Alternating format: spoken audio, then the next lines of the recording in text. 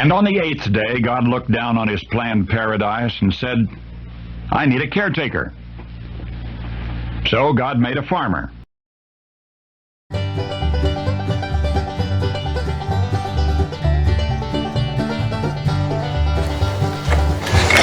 All right, sweetie pie, let's go back. Oh, I know you don't like those big girls. You'll have to move so I can get you out. There we go.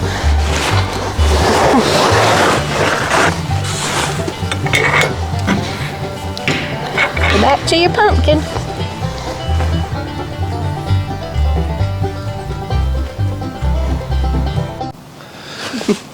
Howdy folks, Darren back with you here at Cross Timbers Farm. Welcome to 8th Day Chronicles. I'm Susan and this is Peanut. Peanut's with us here today. We are going to be winterizing the farm or the barn, water. Mainly when you talk about winterizing a farm, you're talking about water. As you can see here, we've got 5-gallon heated water buckets that we're going to be putting up today.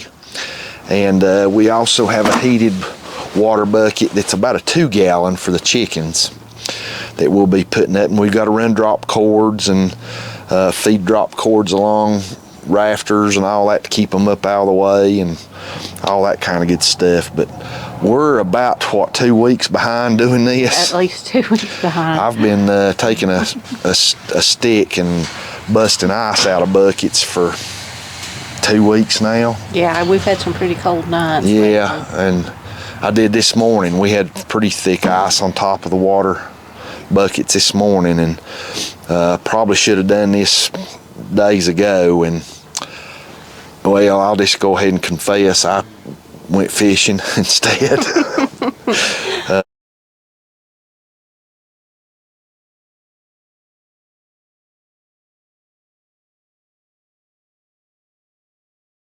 That's okay. You brought some home for the freezer, so that's okay. I went fishing when I probably should have been here at home putting up our heated water buckets. But life's not all work. You gotta have a little. Yeah, you got to get away occasionally and and enjoy life. I do enjoy farming. Don't get me wrong, and I enjoy our animals. But sometimes you just need a day just to get away from it all and kick back and drop a lure in the water. So. It's enjoyable for me. I love to fish. But anyway, today we're going to start winterizing. We got heated waters to put in front for the dairy goat does.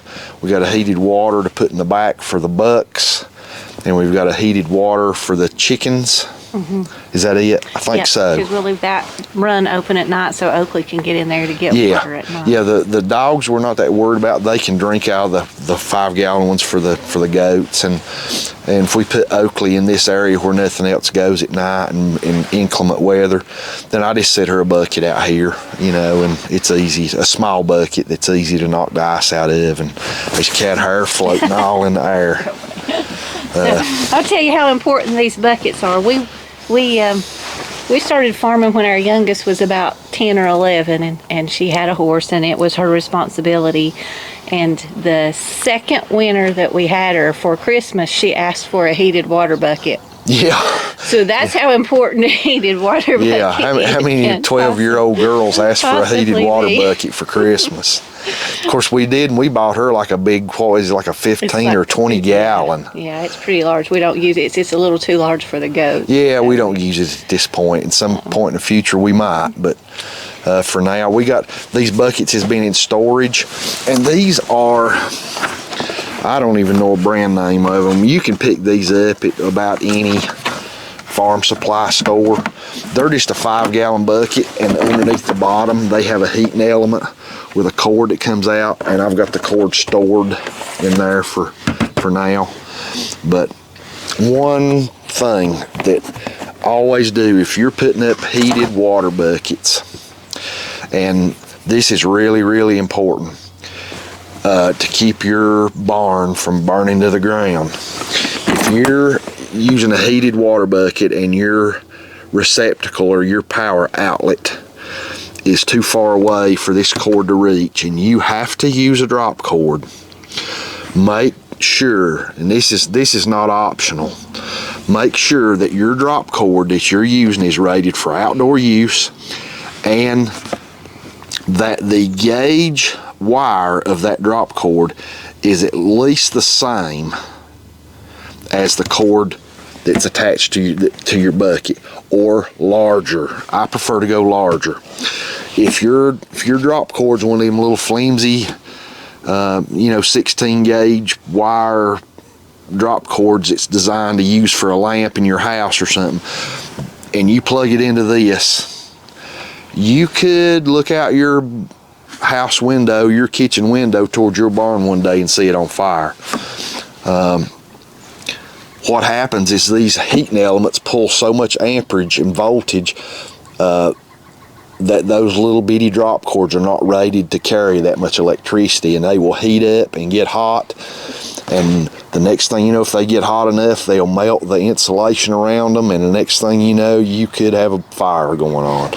So if you do have to use a drop cord, if the wire coming off your heated water bucket, let's say, is a 14 gauge, and you need to plug in a drop cord to be able to reach, your drop cord needs to be 14 gauge or bigger, like a 12. And when you go with wiring, the lower the number, the bigger. So like I said, if your bucket's like a 14 gauge, you need a 14 gauge drop cord, or a 12, or a 10, a 6, whatever. Bigger, even if it's really big, that's fine, just so it ain't smaller. So we are going to be using some drop cords, and they are heavy gauge. I think the cords coming off of these are like a 14 gauge, and I think the drop cords we have are 10s maybe, or. Yeah, I was going to say that one thing, don't be afraid of these buckets. That the heating element in it only gets, what is it, 36 or 36 or 37 degrees. Like that. So in and of itself, it's probably not hot enough to start a fire, but you do need to make sure that, like Darren said, your gauge is, and you don't want hay or anything around the bottom of it. Darren, you'll see how he sets it up. Yeah, the instruction manual with these buckets said that it has an internal thermostat that kicks on when the water reaches, what is it, like 33 or 34, and kicks back off at 37. It's a real small window. Mm-hmm. It's just enough to keep your bucket of water from freezing. Yeah.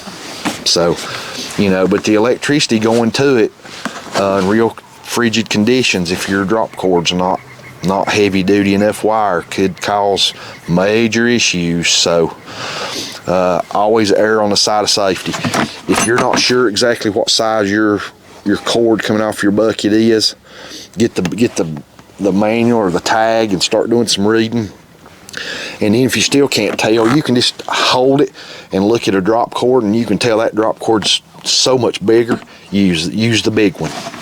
Make sure your drop cord going to it is bigger than the same size or bigger, in other words. So, all right, we got these to do. We got chicken coop to clean. We got a lot to do today for winterizing, so we're going to get at it. Okay, we got our heated chicken water bucket, and as you can see, I've got the drop cord pulled from the barn over the roof. Now, bear in mind, anytime you're running a drop cord around 10, be very, very careful, because these sharp 10 edges will cut your drop cord and create havoc. Okay, so what I've done to combat this, and we've done this for several years, I've just got 2 90s PVC, Schedule 40 PVC. I think they're 1.5 inches, and put them together, and I've run my drop cord through it, and it forms a U to go right over our 10. And once we get it pulled in place, it works really good. It protects the cord from the metal. See there, perfectly. Okay, we've got our cord run across, and this big heavy DeWalt drop cord, where it's run across this ridge cap of the coop, it's smooth. There's no sharp edges up there, so I'm not really worried about that. Okay, and I've got our sharp edges protected here from the tin with the PVC. And we're going to run this under this little vestibule, and where it's going to plug in up here, I'm going to run some zip ties under this tin, your plug in here, to keep it right up under that tin in the dry. That's ready for water to go in it. All right, I don't want to pour this dirty water in it, so we want to pour.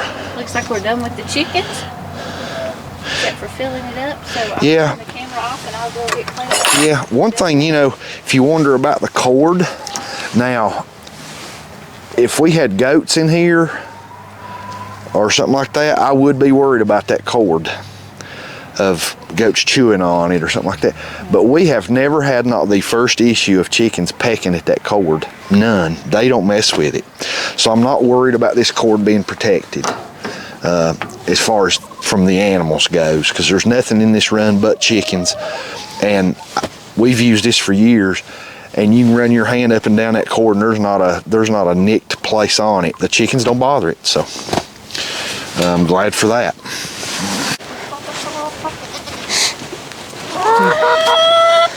Chicks. Hey, girls.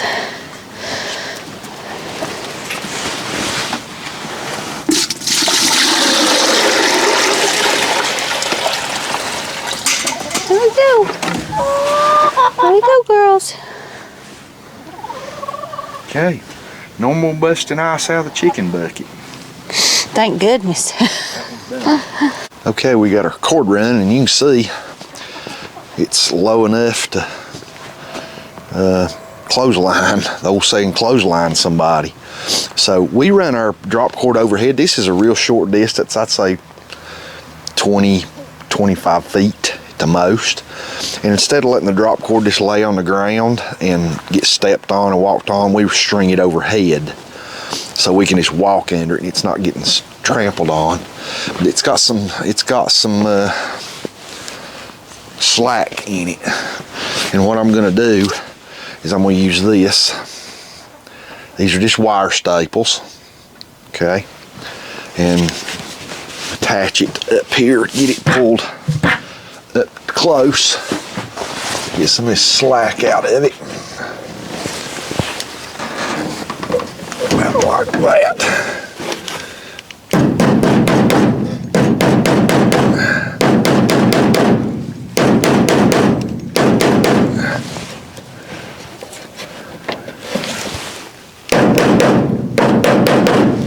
Go. Okay, got the slack out there. Okay, we're now running our drop cord for our front pasture goat heater, and we're running it from this stall over. All right, one thing to bear in mind, if you are running drop cords, especially to heated waterers, is every one of our receptacles in the barn have a ground fault. And that's very important. They're all ground fault. And so if I didn't have ground fault receptacles, I would stop and go to the electrical store, hardware store, and I'd pick me up some ground fault receptacles and I'd wire them in before I did this. So, but we do have, every receptacle we have in our barn is ground fault, so that's a good thing. All right, I'm going to start over here.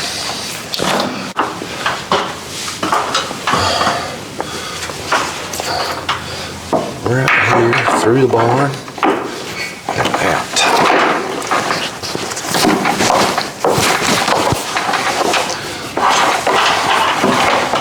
Know how much slack I have outside. Okay, now I've got to go outside and pull her down and see how much we got.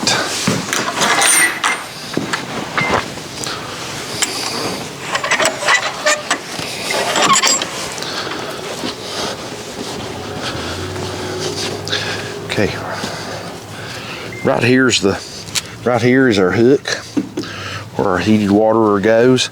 And you can see we have a fence here, so I can run the cord. The bucket will hang way down here, and the cord goes immediately right under it, so the goats can't get to the cord.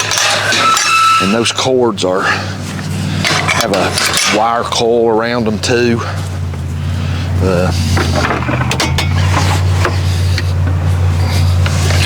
Okay, right there should be actually more than enough. I tell you what I'm gonna do. I'll go ahead and put this bucket up. I'll have to go get it.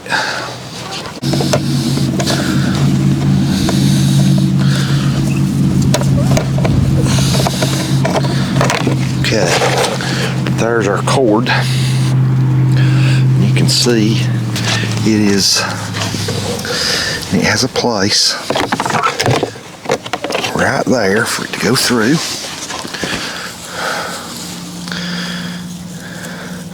And this is a 120 watt heater. Perfect.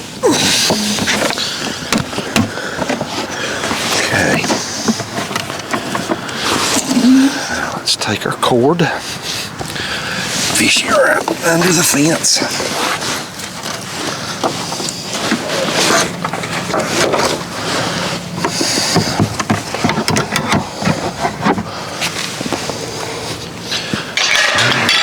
Through and pull it through, get all the slack out of it, so none of the animals can get their mouth on it. Just like so. Okay. Put on zip tie right here, right down near the plug, and come spring, I can just go along and just snip these off when I take all this down.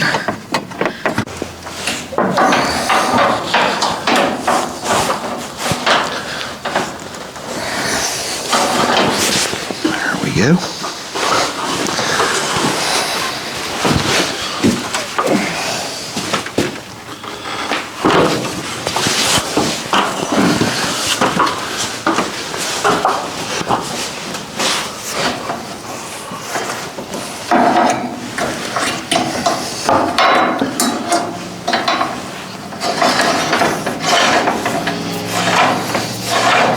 This right here, I've already got a piece of wire here, old fencing wire from last year,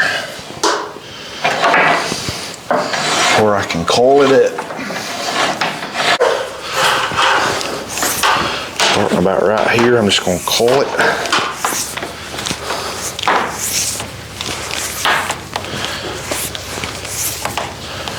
Our excess.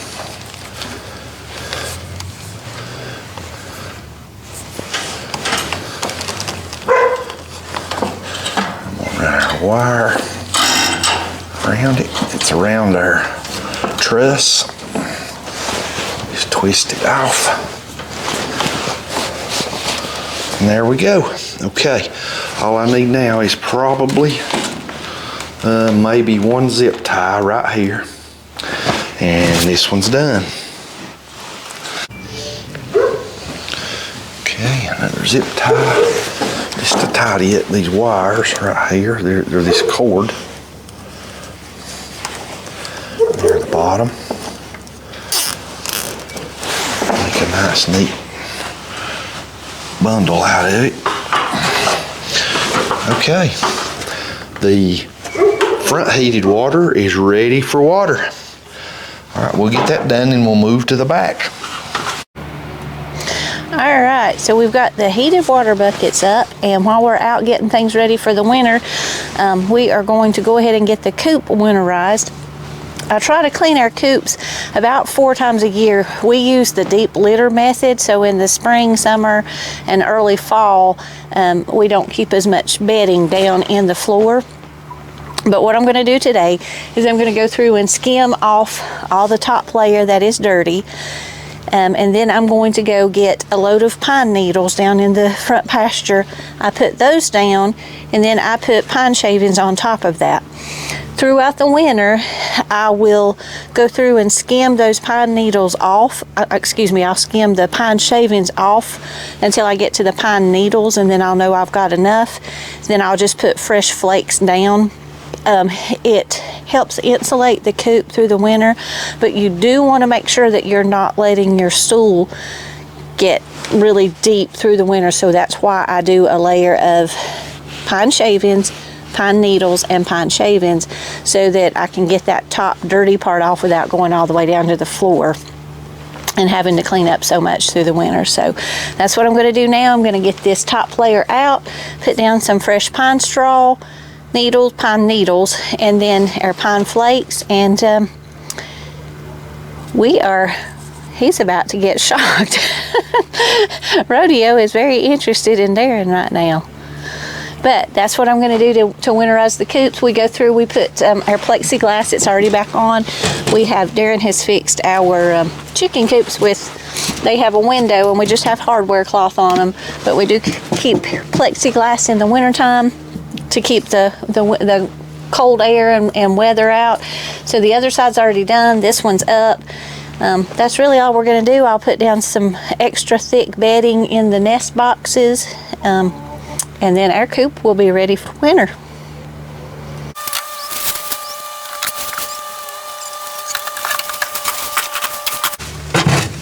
And this excellent chicken manure goes right onto our hay pastures. That's right. You do want to make sure that in the wintertime, when the chickens are in here for extended times during cold weather, that you do not let your manure get thick. It can cause respiratory illness in your chickens, so you do want to make sure that you have clean pine shavings in here as often as possible. And all these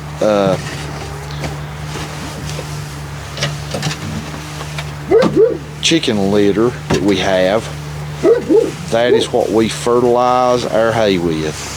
The very best fertilizer, in my opinion, there is, and it's all natural. It's chicken manure. Chicken manure mixed in with some pine shavings, but the chicken manure is so rich in nitrogen and all the good things you need for your hay. So as soon as Susan gets all this loaded in the wheelbarrow, probably a couple loads will get spread on the pasture, the hay field. And 4 times a year when we do this, we put it on one section one time, and the next time it goes on a different section, and so forth. It's very dusty at this point. I usually wear look at this fertilizer. The best fertilizer you can ever put on your hay crop. Our orchard grass and red clover and tall fescue, and we're going to be planting a little bit of alfalfa hopefully, and this makes fantastic fertilizer. In my opinion, the best there is.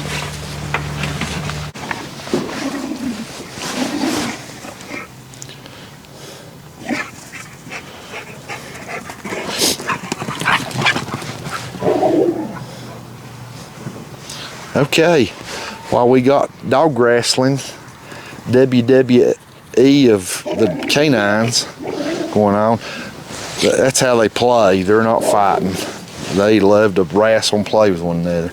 Okay, we got our new hay feeder, mini round bale hay feeder for the back of the barn that we built the other day. We done a video on it, and we're installing it for the buck goats. Slides right on. Okay, let's hook our chain to the top. So, because this one, like I said before, this one is a portable unit we can move. So, with it being portable, a goat could put their feet up on it and knock it over. But with it chained, as you can see, it can't go nowhere. So, it's latched to the barn with a chain. So next thing we got to do is take our lid off and drop a mini round bale in there. Perfect. All right. I'll be right back with you. Let me go grab a bale of hay. This is a really good looking bale of hay. This was, I can't remember if this was, no, this wasn't off our test plot, but this is some we cut off our back. It is orchard, orchard, tall fescue, and red clover. And this is some we actually got baled before it rained on it. This is a really good bale, so looks really good. The goats will go to town on this. Okay, these little mini round bale feeders are simple. Just grab your, this is a pretty heavy bale. This one's probably closer to 60 pounds. Grab it and up, right down in, that's simple, okay? Let's make sure it's in the right spot all the way around.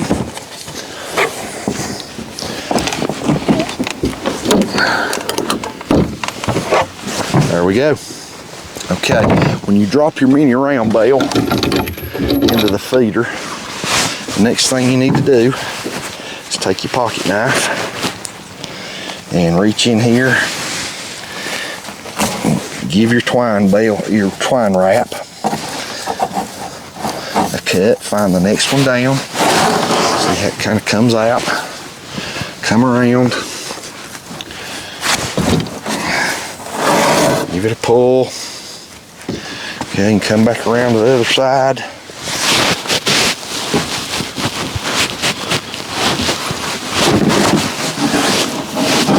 Give it a pull, lay your knife down so you don't cut yourself.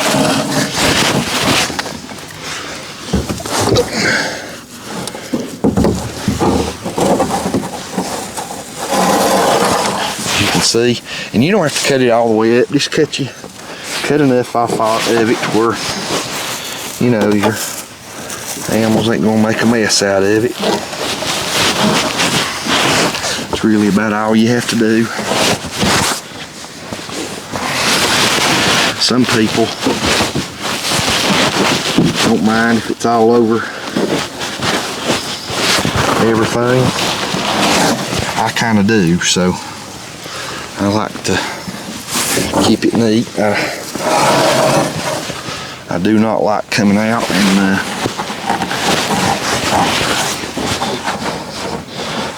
picking up baling twine from all over the farm. Even though this is biodegradable, and even if the animals chew on it and just about eat a bunch of it, it won't hurt them at all.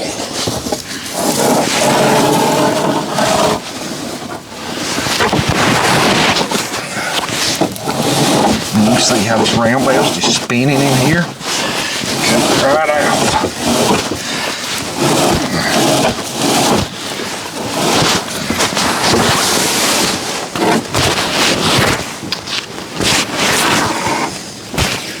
Okay. The only thing worries me about leaving twine like this out and just letting the animals pull it off is if something got tangled in it. So, there we go. That should be good. And this is the model we made. I guess I could call it that. This is a feeder we made with the rain deflectors on it in the video, and I think it's going to work really good. However, the deflectors keep wanting to kind of bend back down. And if anybody has any suggestions on how to make these things stay standing up, I thought about maybe taking a torch and heating them and bending them up, but obviously I can't do that with hay in it. But once, the next time that I have to fill it and it's empty, I could. Okay, there we go. Okay, you can see our Oberhausley bucks are loving the hay. Of course, they got plenty of pasture still to eat. We leave our hay fields long for winter, for standing forage, so we call it. But okay, we're done. It's been a job today. Full day. Yeah, we've had a full day working on a farm. We've got heated chicken waterer put up and ready and filled and going. We got our does in the front pasture, their heated water going and filled up, and the bucks in the back's got their heated water. And their hay rack. Yeah, and their new hay feeder put up, and the chicken coop is cleaned out and winterized. It's been, when it comes winterizing day, it's usually a job. We also moved our goat sheds, and I don't think I've really showed our viewers anything about the goat sheds. Maybe I'll do a video on that one day and show y'all how we built portable, movable goat sheds. And when he says we, he means he. Well, because I didn't do anything with it. Well, no, it's we. It's me and Mr. Honda that move them. So. Well, now I can move them, but I didn't help build them. Well, yeah. But it's maybe one day I'll give you a quick view of tour of those goat sheds. They work phenomenal, don't they? Yeah, they're wonderful. They've been worth every minute you spend on them. Yeah, if you have an area where goats get in and out of the weather and the rain and all that, and it's a permanent place, you know how it is. Just you can build a brand new one, and within weeks the ground in it is just the dirt, and next thing you know it's mud, and you're having to lay pallets or something down in there for the goats to lay on to not be laying in the mud. But we built portable, movable goat sheds, and they work really good. So, but we got those moved, and I don't think we got to film any of that. We were fighting daylight here, and we was getting pretty busy. So, but I think we're done for the day. Oakley looks tired too. So, thanks for being with us today. We really appreciate it, coming along with our farm winterizing day, and we appreciate you being with us. Thanks a lot. If you haven't, we'd appreciate if you'd subscribe to our channel. God bless and have a good evening.